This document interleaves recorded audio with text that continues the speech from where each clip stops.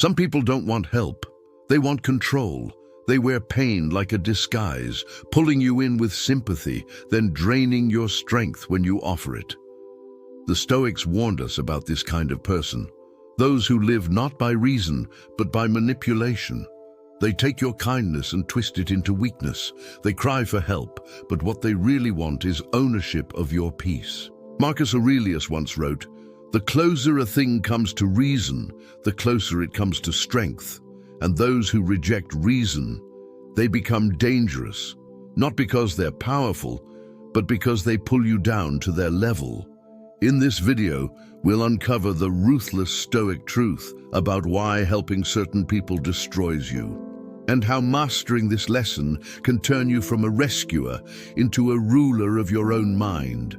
Because sometimes compassion without wisdom isn't kindness, it's self-destruction.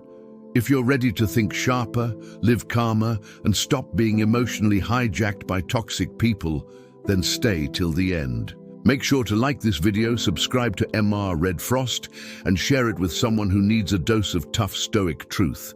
This isn't just motivation, it's mental armor. Now, let's begin. There's a dangerous kind of person who doesn't attack you with anger. They disarm you with sorrow. They appear fragile, broken, lost. They whisper, "I just need someone to understand me." And before you know it, you're giving your time, your peace, your energy. But here's the truth the Stoics knew well. Not everyone who is suffering wants to be saved. Epictetus warned, when someone tries to drag you down, remember, they can't pull you unless you go with them. The Stoics saw pity as a hidden trap. Because pity without wisdom blinds you. It turns your empathy into a leash, one that someone else quietly holds. You start answering late-night calls that drain you. You start feeling guilty for having boundaries. And little by little, you start losing yourself while trying to save someone who never wanted to rise. Why? Because some people aren't seeking help. They're seeking control through dependency. They feed on your compassion the same way a drowning man might pull his rescuer under. Marcus Aurelius faced this truth as emperor. He wrote about how to act with kindness, but without attachment. He knew that a heart ruled by guilt becomes an easy target. So he practiced something that most people today call cold. He called it reason. He helped those who wanted growth, but those who only wanted attention, he gave silence.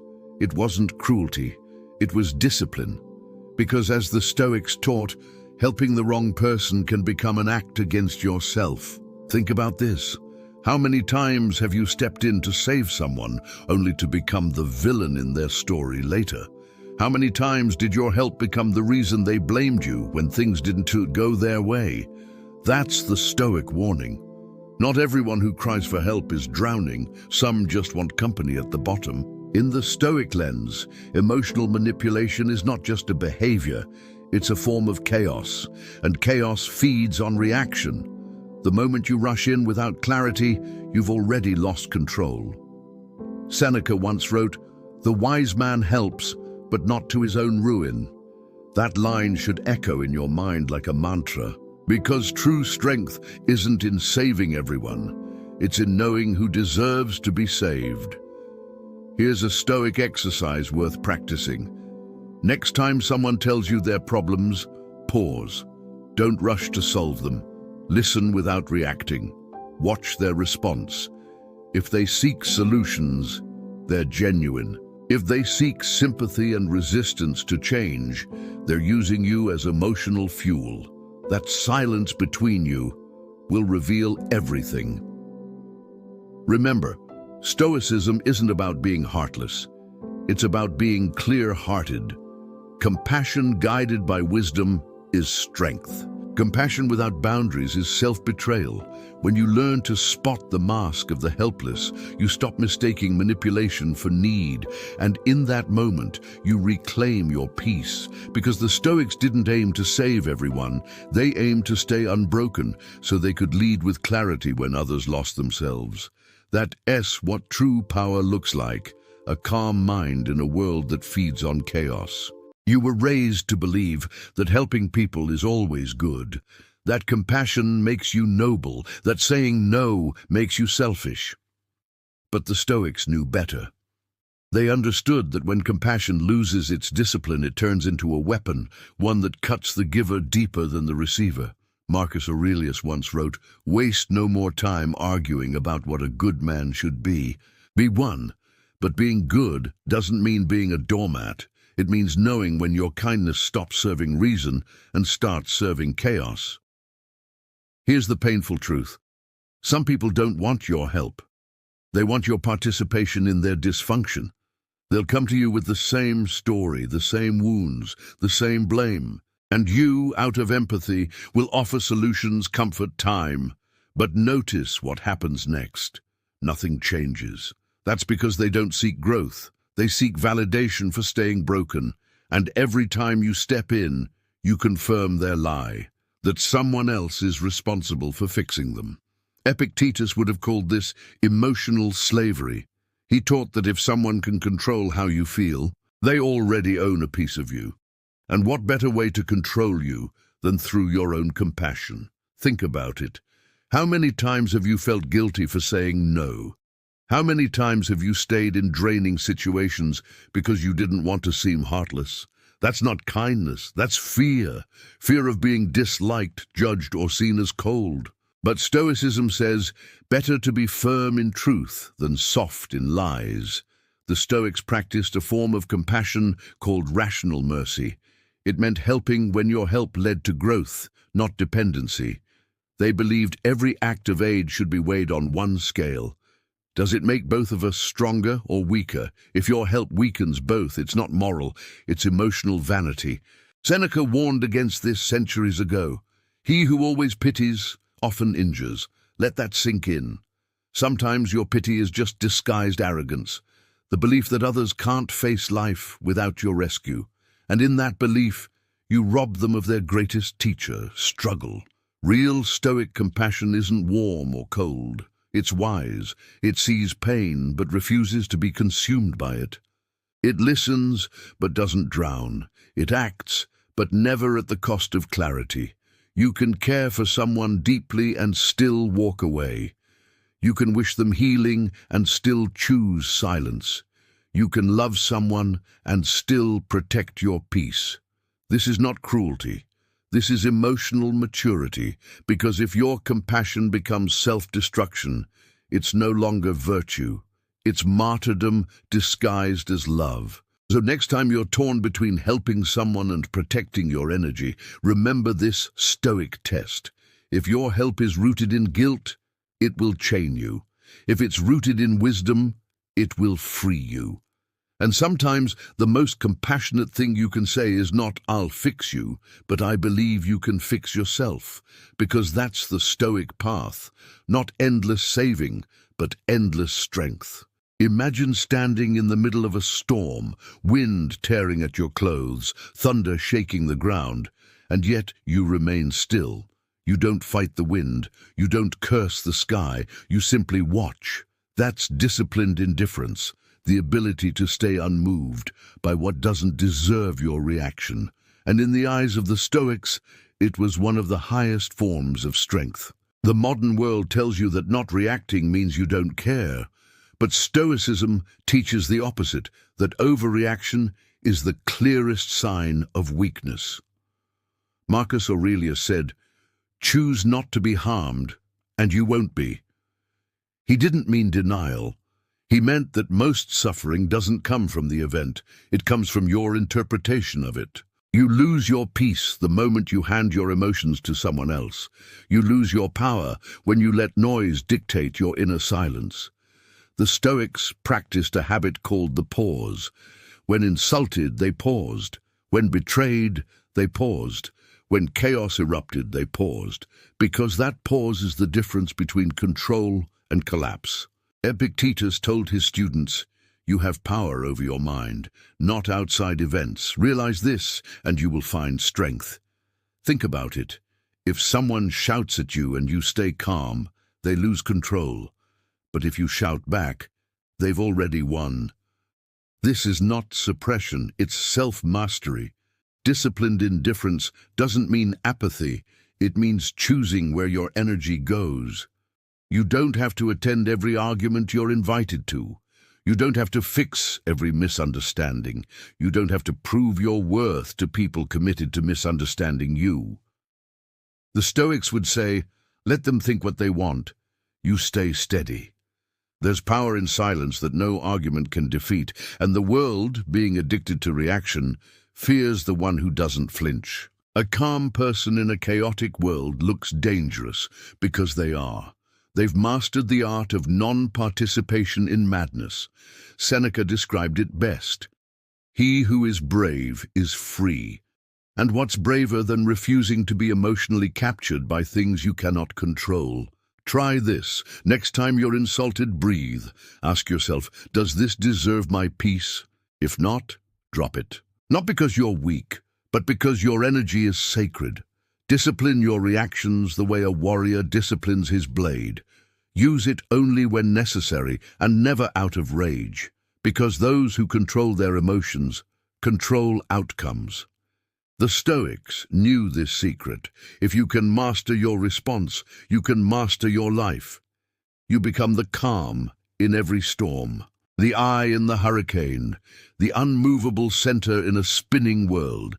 That's what disciplined indifference truly is, not the absence of feeling, but the refusal to let feelings rule you. And in that calm silence, you become what every chaotic person fears most, a human being they cannot control. Not every enemy shows their teeth. Some smile while they study your weakness. Some call you friend, while quietly measuring how much of your peace they can steal before you notice. The Stoics didn't fear these people, they understood them. Because understanding removes surprise, and surprise is the seed of pain.